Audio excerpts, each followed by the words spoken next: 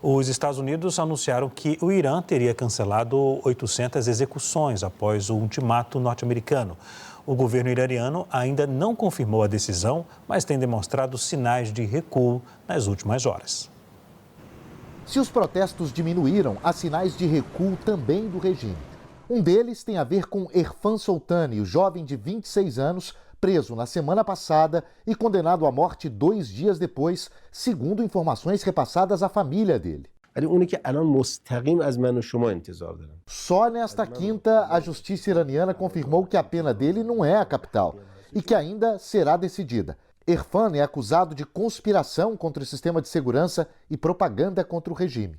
Agora, o governo do Irã diz que, no momento, não há previsão para executar nenhum dos milhares de manifestantes que foram presos nos últimos dias. Se foi um recuo em função das ameaças dos Estados Unidos de bombardear o país, ou uma mudança de posição temporária e estratégica para ganhar tempo, só as próximas semanas dirão. Até porque ainda há o risco do que começou como uma grave crise interna transforme-se em mais um conflito no Oriente Médio. O espaço aéreo do país foi reaberto, mas embaixadas e bases militares dos Estados Unidos na região continuam em alerta porque são alvos potenciais para uma reação do Irã em caso de um ataque, que Donald Trump ainda não descartou. Muitos que cruzaram a fronteira com a Turquia nas últimas horas são críticos ao regime, mas não apoiam um ataque norte-americano. É a posição oficial também do governo turco, anunciou o ministro das Relações Exteriores do país nesta quinta, 6º dia de internet totalmente bloqueada no Irã. Uma das organizações iranianas de direitos humanos com base no exterior alega que o número de mortos passou de 3.000.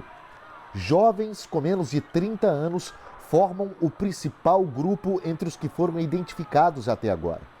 Se este número for confirmado, terá sido o maior massacre do povo iraniano na história recente. Christopher, os recados dos Estados Unidos surtiram efeito lá no Irã, né? O que esse movimento do governo norte-americano pode impactar na economia global, hein? Olha, para a economia global, a preocupação central é o fornecimento de petróleo do Oriente Médio e se um conflito no Irã possa escalar ao ponto que interrompa a capacidade de exportação via o canal de Suez.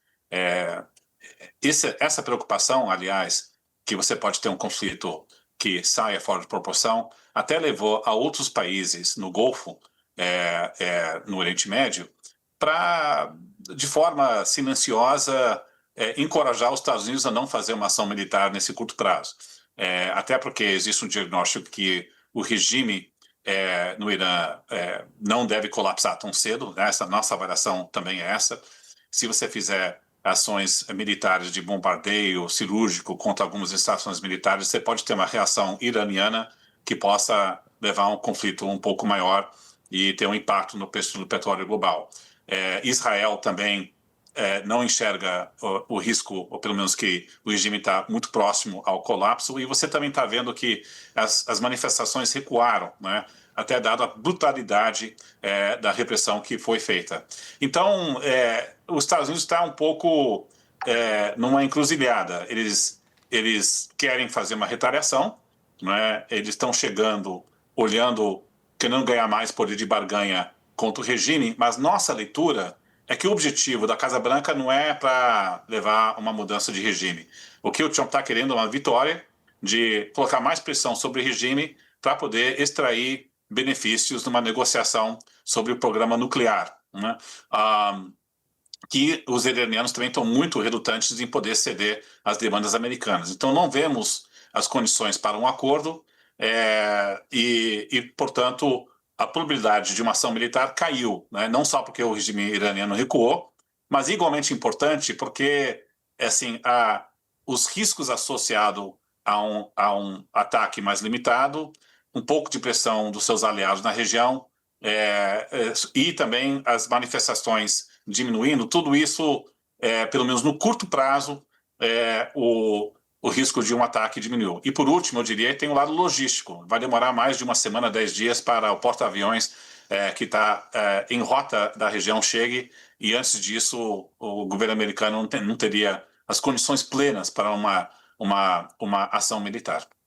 Agora, Christopher, qual a intenção do governo Donald Trump naquela região lá? A gente sabe que no passado o governo dos Estados Unidos conseguiram investir lá no Irã. Até não investir, mas dando apoio ao programa nuclear daquele país. E depois houve um cenário nebuloso, porque o governo do Irã não apresentava informações sobre o armamento, sobre a produção, o programa nuclear. Isso preocupou o governo norte-americano. É tanto que a gente viu que no ano passado houve ali um ataque a uma das usinas, né? O governo norte-americano tem informações privilegiadas lá do Irã, informações do programa nuclear. A primeira pergunta, qual a intenção do governo norte-americano? É manter o controle naquela região do petróleo e minar de vez o programa nuclear deles? Ou não? A intenção é minar o programa nuclear, já das informações, já que eles têm informações privilegiadas, o governo dos Estados Unidos, e somente isso, e tentar ajudar a sociedade lá para trocar o regime. Você acredita que a intenção é essa? Eu não acho que o objetivo da Casa Branca é levar uma troca do regime, né? Até porque é muito difícil você fazer isso se você não tem uma ação militar mais forte com tropas americanas na região. Acho que tem dois objetivos.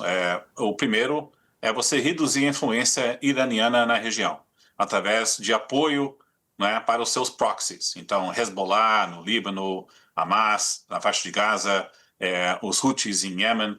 Então, você tem toda uma rede de influência iraniana que tem gerado mais instabilidade para aliados do governo americano na região.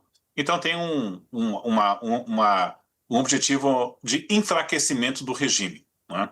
E isso foi quando você houve a crise na faixa de Gaza, que levou à reação israelense, e aí os Estados Unidos veio com ataque contra instalações nucleares no Irã.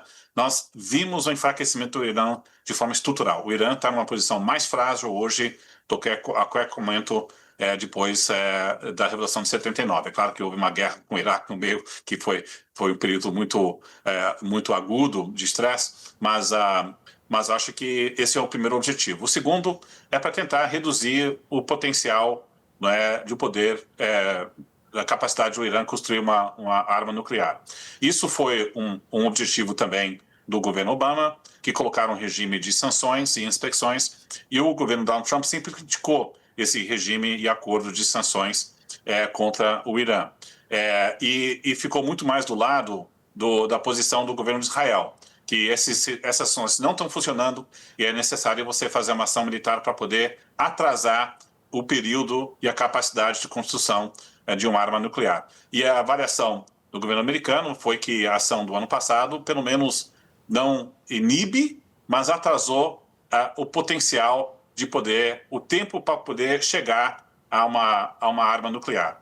E aí a avaliação em Washington é que, assim, a cada vez que você vê os iranianos reconstruindo essa capacidade, você pode ter outras ações militares para poder voltar atrás no tempo, né? A analogia que é feita aqui em Washington é que nem você cortando o gramado, né, da sua casa. Quando começa a crescer, você faz uma outra cortada. Então, eu acho que esse é um pouco a estratégia.